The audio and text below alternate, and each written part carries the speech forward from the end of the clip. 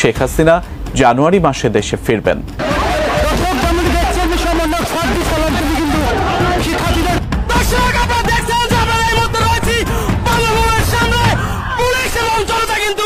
তাদের কিন্তু একটাই অপরাধ ছিল, তারা শেখ হাসিনাকে আনতে চেয়েছিল, সেই জন্যই কিন্তু তাদের এই অবস্থা। আপনারা দেখুন রাজপথে। এই ফেব্রুয়ারি মাসের মধ্যেই শেখ হাসিনা বাংলাদেশে ঢুকে যাবে। অনুরোধ থাকবে যে আপনারা সারা বাংলাদেশে শেখ হাসিনা গণসংবর্ধনা কমিটি গঠন করুন। আমাদের মাননীয় প্রধানমন্ত্রী বঙ্গবন্ধু শেখ হাসিনা ইনশাল্লাহ খুব শীঘ্রই আমি করি সেটা হচ্ছে যে আমাদের বাংলাদেশের গণতন্ত্রকে পুনরুদ্ধার করা, জনগণের ম্যান্ডেটকে পুনরুদ্ধার করা, নির্বাচিত প্রতিনিধিদের কাছে ক্ষমতা হস্তান্তর করা এবং এই ফ্যাসিস্ট ইউনিটের পতন ঘটানোই বাংলাদেশ ছাত্র সমাজের অন্যতম একটি লক্ষ্য বলে আমি মনে করি। যে শব্দ নিয়ে এত মানুষ রক্ত দিল, জীবন দিল, যেই আশা আকাঙ্ক্ষাকে সামনে রেখে যেই নতুন বাংলাদেশের প্রত্যাশায় এত প্রাণহানি ঘটলো, এমন যে কালকেই যেন ওনারা সরকার গঠন করবে আর আমাদেরকে ফাঁসির মঞ্চে ঝুলাবে, আমাদেরকে বিচারের হুমকি দিয়ে বিচার করবেন ক্ষমতা এসে, এটা আপনারা দিয়ে। সবাইকে জানাই ঈদ মোবারক। আমি যেই তথ্যটা দিতে যাচ্ছি এটা ঈদের থেকেও অনেক অনেক বেশি মনে করেন আনন্দের। এটা হচ্ছে সমন্বয়করা পালাচ্ছে, সমন্বয়করা এক একজন এক এক দেশে পালাচ্ছে, এখনই পালাচ্ছে। কিভাবে পালাচ্ছে? দয়া করে দু একটা গুলি ফুলি চালিয়ে দিন সীমান্তে এবং আমার গদিটা আপনারা রক্ষা করুন। কি চরম উস্কানি দিচ্ছেন সীমান্তে মোহাম্মদ ইউনূস এবং তার অন্তর্বর্তীকালীন সরকার। যে জঙ্গি ইউনূস কেন জঙ্গিবাদ বিরোধী কাজ করার জন্য প্রধানমন্ত্রী শেখ হাসিনা সহ যারা জঙ্গিবাদ বিরোধী অভিযানে যুক্ত ছিলেন, যারা জঙ্গিবাদকে না বলেছিলেন, তাদের পিছনে কেন লেগেছেন এবং তাদেরকে হাসনাত ও সার্জিসের উপরে পরিকল্পিত হামলা করা হয়েছে। আমাদের মিডিয়ায় এরকম করে প্রেজেন্ট করা হয়েছে।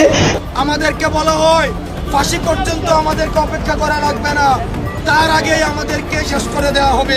শেখ হাসিনাকে দেশে আনার বিশাল পরিকল্পনা চলছে। এখন সেই পরিকল্পনাগুলো যে করেছে তারা কিন্তু ধরা খায় এবং তাদের অবস্থা খুবই খারাপ হয়। দর্শক শ্রোতা, আপনারা তো সবাই জানেন দেশের বর্তমান পরিস্থিতি, এবং এই পরিস্থিতির মোকাবেলা করতে গিয়ে ডক্টর ইউনূস কিন্তু অনেকটাই হিমশিম খাচ্ছেন। গাইজ, এইসব নিয়ে সমন্বয়ক, উপদেষ্টা সবাই কিন্তু অনেক কথা বলে এবং সবার উপরেই একটা করে প্রভাব পড়ে। গাইজ, এইসব বিষয় পর্যালোচনা করে আমরা অনেক তথ্য পাই এবং ভিডিও পাই, সেইগুলোই আপনাদের সামনে ধারাবাহিকলি তুলে ধরবো। ভিডিওটা কিছুটা লং হবে কিন্তু অনেক তথ্য জানতে পারবেন এই ভিডিওর মাধ্যমে। কিভাবে শেখ হাসিনাকে দেশে আনতে গিয়ে তাদের এই অবস্থা হয়, গণধুলাই খায় এবং রাজপথের মধ্যে কি হয়। আসুন দর্শক, আপনাদের জন্য আমি যেই নিউজগুলো রেডি করেছি এইসব বিষয় নিয়ে সবগুলো আমরা ধারাবাহিকলি আগে দেখে আসি এবং ভিডিও শেষের দিকে আমাদের মন্তব্য করি সমন্বয়ক নিয়ে, উপদেষ্টা নিয়ে, অন্যদিকে মূল এই বিষয়টা নিয়ে, মানে শেখ হাসিনার বিষয়টা নিয়ে। এই যে আসুন দেখে আসি।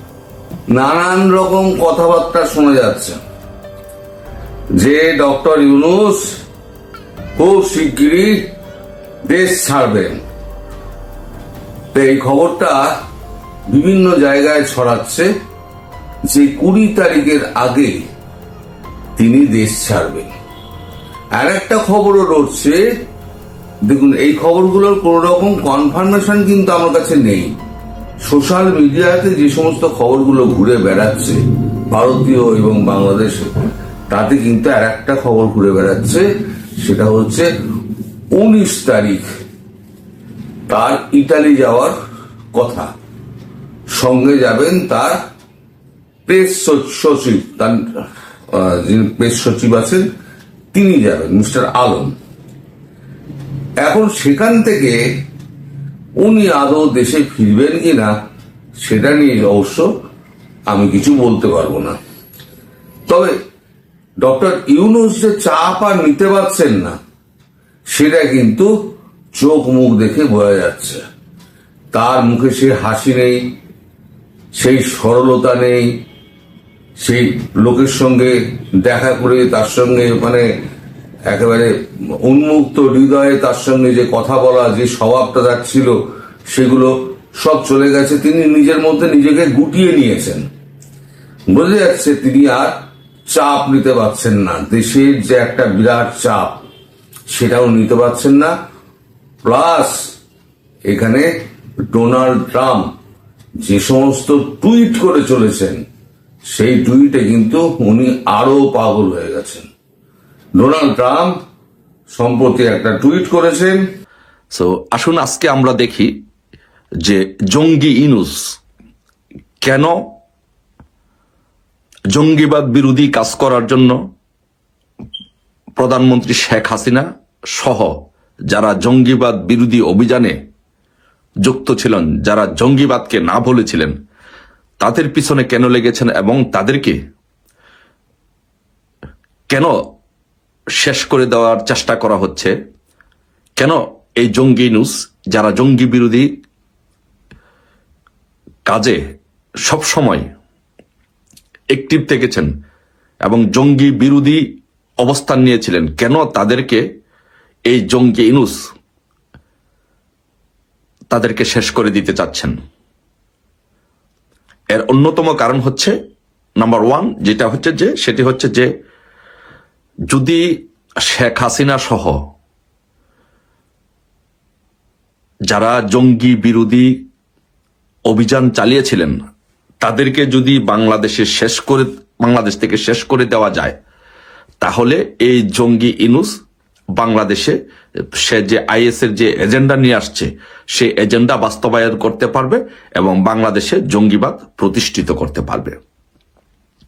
এই জন্য জঙ্গি ইনুস মাননীয় প্রধানমন্ত্রী শেখ হাসিনার পিছনে লেগেছেন এবং শেখ হাসিনা সহ যারা জঙ্গি বিরোধী অভিযানে অ্যাক্টিভ ছিলেন তাদেরকে শেষ করে দিতে চাচ্ছেন। বাংলাদেশে 2001 সাল থেকে 2006 সাল পর্যন্ত আপনারা সারা বাংলাদেশে দেখেছেন যে বাংলাদেশ ছিল জঙ্গিবাদের অভয়ারণ্য। বাংলাদেশে 63টি জেলায়, 64টি জেলার মধ্যে 63টি জেলায় একসাথে জঙ্গি হামলা হয়েছে, বোমা ফুটেছে। বাংলাদেশে জঙ্গিবাদীরা 10 ট্রাক অস্ত্র এনেছিল এই জঙ্গিবাদ প্রতিষ্ঠিত করার জন্য। বাংলাদেশে প্রতিষ্ঠিত জঙ্গি গ্রুপগুলোর মধ্যে হুজি, যেটা হরকাতুল জিহাদ, জেএমবি, লস্করে তৈয়বা, জোশে ইসলাম সহ এই বড় বড় জঙ্গি গোষ্ঠীগুলো বাংলাদেশে 2001 সাল থেকে 6 সাল পর্যন্ত তাদের কার্যক্রম নির্দ্বিধায় বাংলাদেশে করতে পেরেছে। এই জঙ্গিবাদের কার্যক্রম 2009 সাল পর্যন্ত এটা বাংলাদেশে চলমান ছিল। যখন 2008 সালে নির্বাচনের পরে বঙ্গবন্ধু কন্যা যখন ক্ষমতায় আসলেন, তখন উনি বাংলাদেশকে জঙ্গিবাদ মুক্ত ঘোষণা করেন।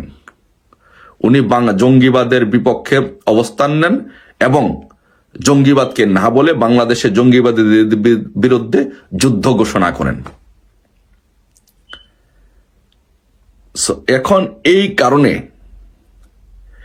এই জঙ্গি ইনুস, সুৎখুর মহাজন ফেসিস্ট ইনুস তখন থেকেই জঙ্গিদের সাথে সম্পৃক্ততা তার বেড়ে ওঠে। জঙ্গিরা তখন তার আশ্রয় নেয় যে কিভাবে বাংলাদেশ থেকে শেখ হাসিনা সহ যারা জঙ্গি বিরোধী অবস্থান নিয়েছে তাদেরকে বাংলাদেশ থেকে বিতাড়িত করা যায়। তারপরে শেখ হাসিনা 2008 সালে নির্বাচনে বিজয়ী হয়ে এসে ঘোষণা করেন যে বাংলাদেশকে জঙ্গিবাদের প্ল্যাটফর্ম হিসাবে ব্যবহার করা যাবে না, এটি উনি ঘোষণা করেন। এবং উনি আরো ঘোষণা করেন যে দক্ষিণ এশিয়াতে, শুধু বাংলাদেশ নয়, দক্ষিণ এশিয়াতে সম্মিলিতভাবে এই জঙ্গিবাদকে মোকাবেলা করতে হবে। যার জন্য শেখ হাসিনা আসার পর এইসব যত জঙ্গিবাদী কার্যক্রম আছে এই জঙ্গিবাদী কার্যক্রমগুলো বাংলাদেশ থেকে বন্ধ হয়ে যায়। যখন এই জঙ্গিবাদী কার্যক্রমগুলো বাংলাদেশ থেকে বন্ধ হয়ে যায়, তখন এই জঙ্গিবাদী চক্রগুলো, যাদের যে নেটওয়ার্ক আছে, সেই নেটওয়ার্কগুলো এই জঙ্গি ইনুস, সুৎখুর মহাজন ইনুসের সাথে যোগাযোগ শুরু করেন। এবং এই জন্যই আজকে এই সুৎখুর মহাজন ইনুস জঙ্গিদের উপরে ভর করে, জঙ্গিদের সাথে থেকে জঙ্গিদের উপরে ভর করে, জঙ্গিদেরকে ব্যবহার করে বাংলাদেশকে শেখ হাসিনা সরকারের পতন নিশ্চিত করে বাংলাদেশে এক জঙ্গিবাদের অভয়ারণ্যে পরিণত করেছে।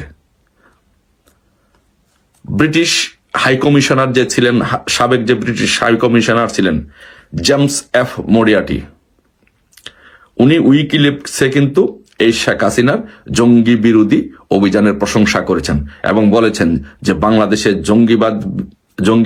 থেকে জঙ্গিবাদ বিতরণের জন্য শেখ হাসিনা সরকার, আওয়ামী লীগ সরকার কিভাবে কাজ করেছেন, সফলতার সহিত কাজ করেছেন। উনি জেমস এফ মরিয়াটি এটার উইকিলিপসে এটার প্রশংসা করেছেন। আপনারা দেখেছেন একজন ব্রিটিশ হাই কমিশনার আনোয়ার চৌধুরীর উপরে সিলেটের শাহজালাল মাজারে জিয়ারত করতে যখন গিয়েছিলেন তার উপরে কিভাবে হামলা করা হয়েছিল,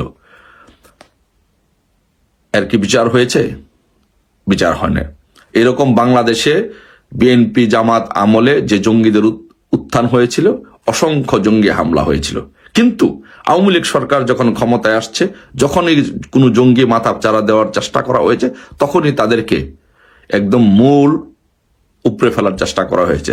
যেমন আমি দুটি ঘটনা বলি, যে হোলি আর্টিজানে যে ঘটনা হয়েছিল এবং রংপুরে যে জাপানিকে হত্যা করা হয়েছিল, এই দুটি হত্যার পরে কিন্তু জঙ্গিদেরকে একদম সমূলে উৎপাটন করার সিদ্ধান্ত হয় এবং একদম তাদের সমূলে একদম তাদের ধ্বংস করে দেওয়া সকল কার্যক্রম হাতে নেওয়া হয়, তাদের বিরুদ্ধে একদম জিরো টলারেন্স ঘোষণা করা হয়। কিন্তু শেখ হাসিনার এত প্রচেষ্টা সত্ত্বেও এই জঙ্গি ইনুস, সুৎখুর মহাজন ইনুস, ফ্যাসিস্ট স্বৈর শাসক ইনুস তাদেরকে আন্তর্জাতিকভাবে তার একটি নেটওয়ার্ক থাকার কারণে, তাদেরকে মদত দেওয়ার কারণে, তাদেরকে লজিস্টিক সাপোর্ট দেওয়ার কারণে এই জঙ্গিবাদকে বাংলাদেশ থেকে একেবারে শেষ করে দেওয়া সম্ভব হয়নি। আপনারা দেখেছেন যে মেজর জিয়া নামে একজন অবসরপ্রাপ্ত মেজর এই জঙ্গিবাদের সাথে জড়িত ছিল। এই মেজর যারা আর্মিতে যারা জঙ্গিবাদের সাথে দু একজন জড়িত ছিল, তারা এই সুৎখোর মহাজন জঙ্গি ইনুসের সাথে যোগাযোগ রক্ষা করেন, যার ফলশ্রুতিতে এই 5 তারিখের পরে জঙ্গি ইনুস বাহিনী তারা ক্ষমতা দখল করে সকল জঙ্গিদেরকে বাংলাদেশে কোনো আইন আদালত নিয়ম কানুনের তোয়াক্কা না করে সারা বাংলাদেশ থেকে এই জঙ্গিদেরকে ছেড়ে দেন। এখন বাংলাদেশের প্রতিটি জায়গায়, বাংলাদেশের প্রতিটি ইঞ্চি হচ্ছে জঙ্গিবাদের আস্তানা। এই জঙ্গি ইনুস, সুৎখুর ফ্যাসিস্ট স্বৈরশাসক ইনুস বাংলাদেশকে একটি জঙ্গি আস্তানাতে পরিণত করেছে। যেখানে বাংলাদেশে কমিউনাল হারমোনি প্রতিষ্ঠিত হয়েছিল, সেখানে আজকে বাংলাদেশে একটি জঙ্গি রাষ্ট্রে প্রতিষ্ঠিত করা হয়েছে। এই সরকারের উপদেষ্টাদের মধ্যে প্রশিক্ষিত জঙ্গি ঢুকে পড়েছে।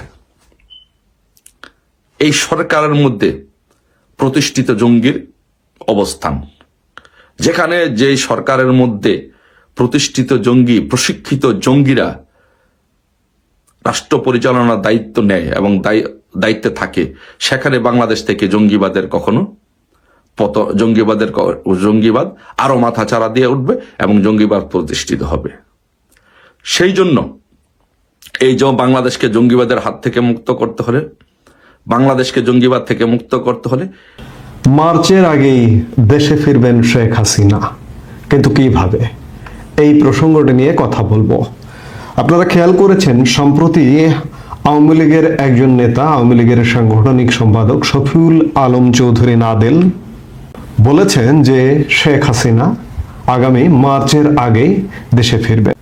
গত বুধবার গভীর রাতে দেওয়া এক ভিডিও বার্তায় তিনি এ তথ্য জানান, কিন্তু শফিউল আলম চৌধুরী নাদেল জানাননি যে আওয়ামী লীগ নেতা শেখ হাসিনা, আওয়ামী লীগ প্রধান শেখ হাসিনা কিভাবে, কোন প্রক্রিয়ায় দেশে ফিরবেন।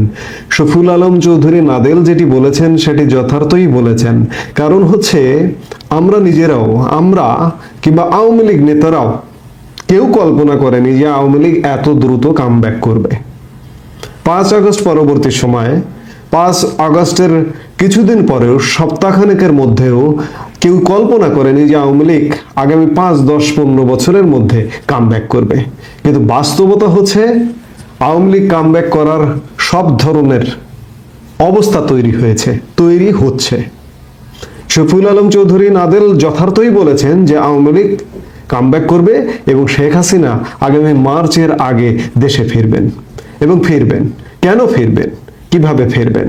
তিনি ফিরতে পারেন দুটি প্রক্রিয়ার যে কোনো একটি প্রক্রিয়ায়।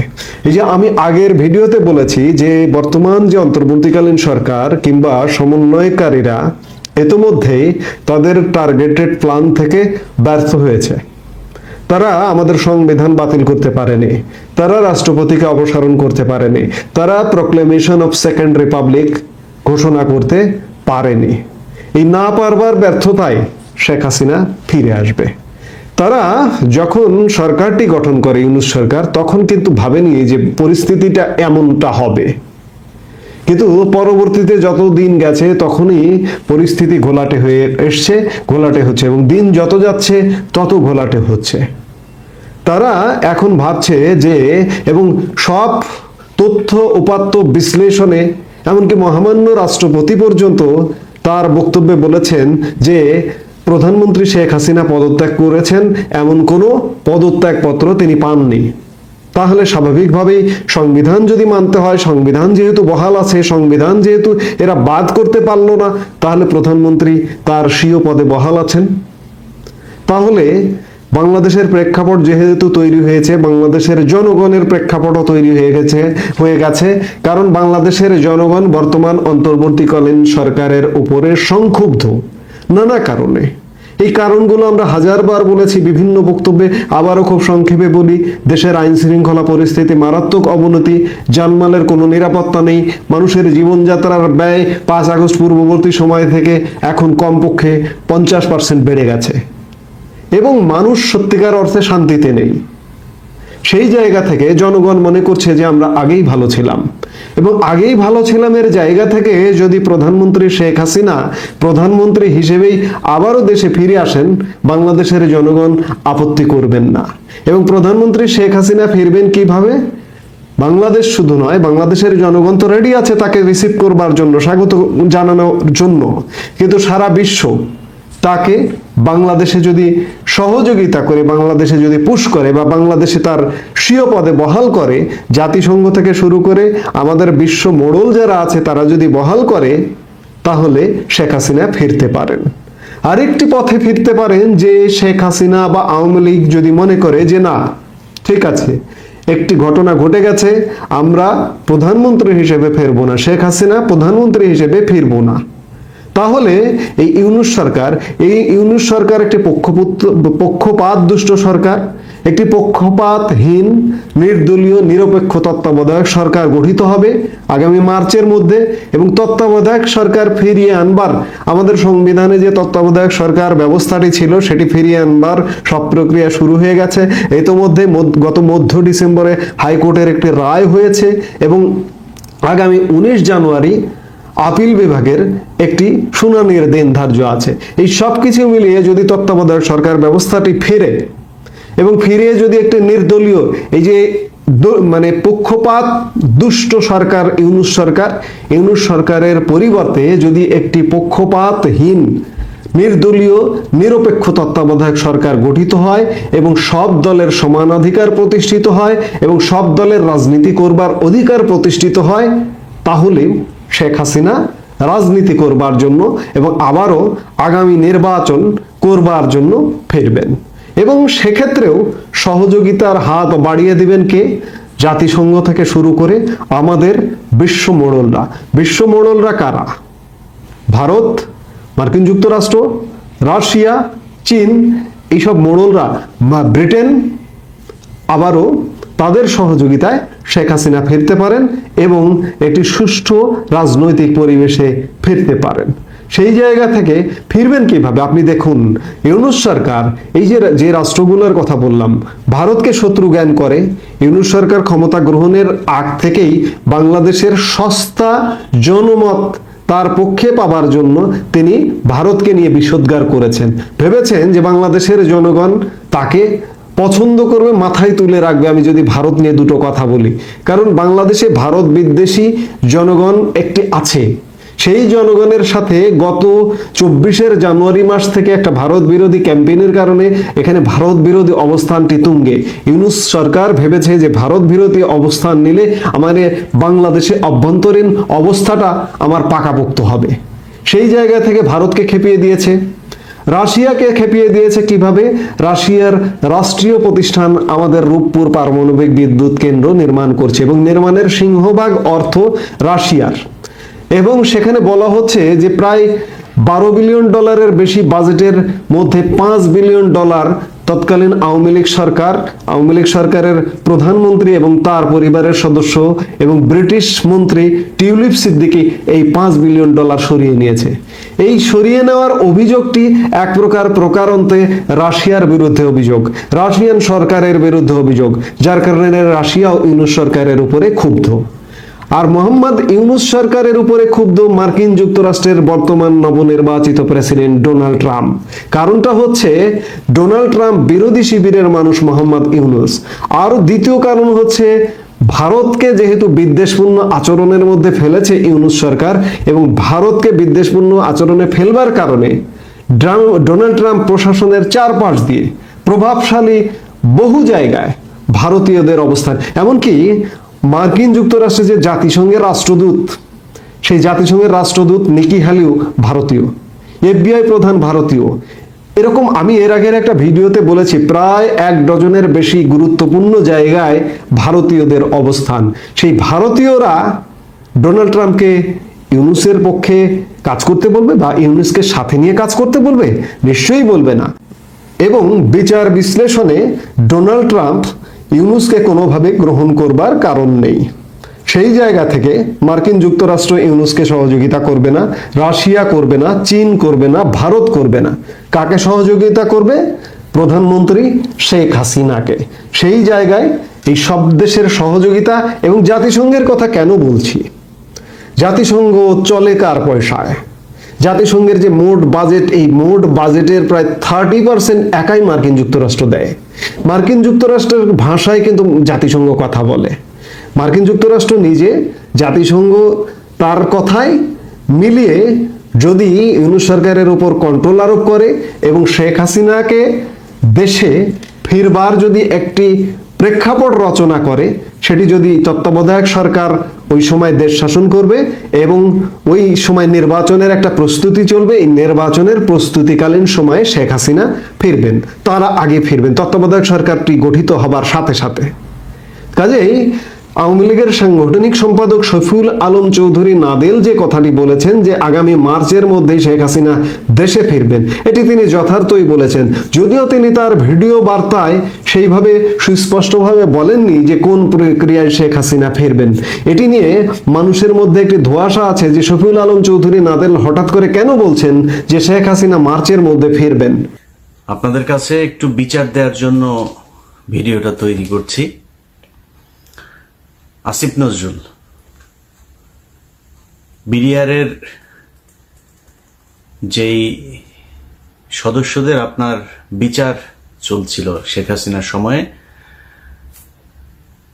প্রায় 7 মাস হতে যাচ্ছে, এখনো পর্যন্ত তারা জেলখানায়। আমরা এই বিডিআর নিয়ে অনেক কথা শুনেছি যে এটা ভারত এসে করিয়েছে, যেসব যারা খুন করেছিল তাদেরকে সরিয়ে দেওয়া হয়েছে সাদা গাড়িতে করে, কালো অ্যাম্বুলেন্সে করে, নানান কথাবার্তা শুনেছি না আমরা। যদি সেটা সত্যি হয় তাহলে যারা খুন করেছে, আসলে যারা খুনের সাথে, সেই তোরাব আলী, তারপরে লেদার লিটন, এদের তো সব ছেড়ে দেওয়া হয়েছে। নানক নাই, আজম নাই, সেলিম নাই, তাপস নাই, কেউ নাই, তো তাদের সব ছেড়ে দেওয়া হয়েছে।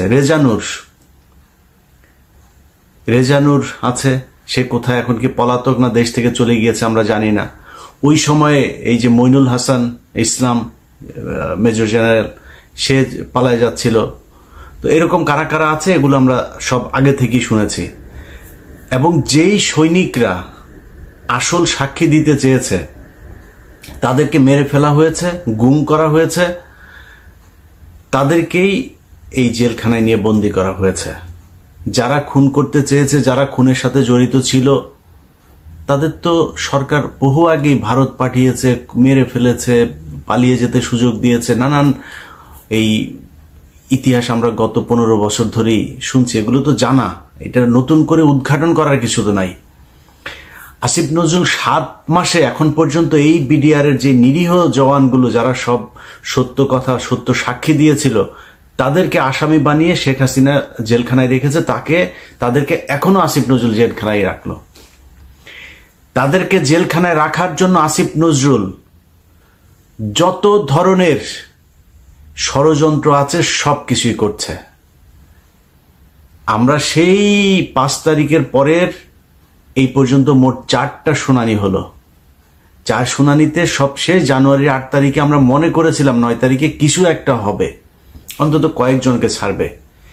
দেখেন আসিফ নজরুল এই মানে ইন্ডিয়ান রয়ের এই সদস্য কত বড় খারাপ, কত অসভ্য, ওইভাবে পারে নাই।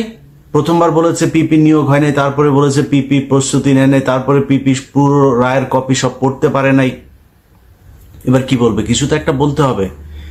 এখন এই ওই যে বক্সিগঞ্জের আপনার যেই কি আলিয়া মাদ্রাসা যেইটা, ওইটার মধ্যে নাটক টাটক সাজায়া, আবার তার মধ্যে আবার স্টুডেন্টদেরকেও এখানে নাটকের অংশ বানিয়েছে। কেউ যায় ঘর পুড়ে দিচ্ছে, কেউ ই করছে। আরে ভাই, আপনি ওইখানে করেন না বিচার, তাহলে কোথায় করবেন? আপনি জানেন না 9 তারিখে বিডিআর এর শুনানি আছে? জায়গাটা তো ঠিক করে রাখবেন, সেটা ঠিক করেন নাই কেন? একদিন আগে থেকে বিডিআর এর পরিবাররা দেশের বিভিন্ন জায়গা থেকে গরিব মানুষ এখানে এই শহীদ মিনারে এসে শুয়েছিল, কেউ যাইতে পারে নাই। আসিফ নজরুল শাওনের ঘরে যাইতে পারে, শহীদ মিনারে যাইতে পারে নাই, গিয়ে একটু বলতে পারে নাই যে আপনারা কোত্থেকে আসছেন, আমরা আপনাদের পাশে আছি, আপনারা তো আমারই দেশের মানুষ, ওকে আপনারা ঘরে ফিরে যান, আমরা দেখছি। আসিফ নজরুল বলার সুযোগ পায় নাই। কুকুরের ছানারা সিনেমা দেখতে যাইতে পারে, এইখানে আসার একজন উপদেষ্টার সময় পায় নাই। এখন হাঙ্গামা যদি লাগাই দেই, এদের তো কষ্ট আছে, তাই না?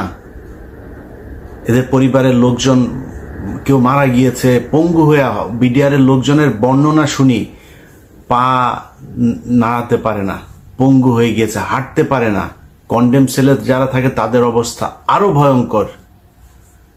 তাইলে এখনো কারারক্ষী জেলখানার ভেতরে এখনো পর্যন্ত আপনার এই আওয়ামী লীগের, ছাত্রলীগের এই নেত্রী টেত্রী তারা এখন পর্যন্ত বিভিন্ন গুরুত্বপূর্ণ দায়িত্বে আছে। তারা হাসপাতালে এই কারাগারের ভেতরে নানান ধরনের এই দিয়ে আপনার কি বলে আওয়ামী লীগের লোকজনকে সুবিধা দিয়ে, যারা শেখ হাসিনার সময় জেলখানায় গিয়েছে, এই কি বলে আইসিটি অ্যাক্টে যারা মামলাতে গিয়েছে, তাদের উপরে নির্যাতন চলছে, তাদেরকে নানান সুযোগ সুবিধা দেওয়া হচ্ছে না।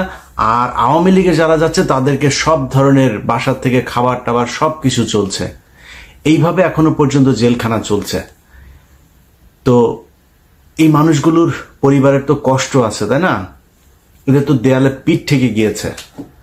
তাদের জন্য 9 তারিখে এইভাবে ধোকা দিল আসিফ নজরুল। তো 9 তারিখে আপনি আলিয়া মাদ্রাসার এখানে করবেন না, বক্সিগঞ্জে করবেন না, কোথায় করবেন? কোন একটা জায়গায় আপনি আগে থেকে সেটা ঠিক করে রাখা উচিত ছিল, করেন নাই। পরশু দিনের ঘটনা বলি আপনাদেরকে, বিডিআর হত্যাকাণ্ড নিয়ে একটা কমিশন তৈরি করা হয়েছে না? এই পর্যন্ত আরো একটা কমিশন আছে, কিন্তু গুম কমিশন।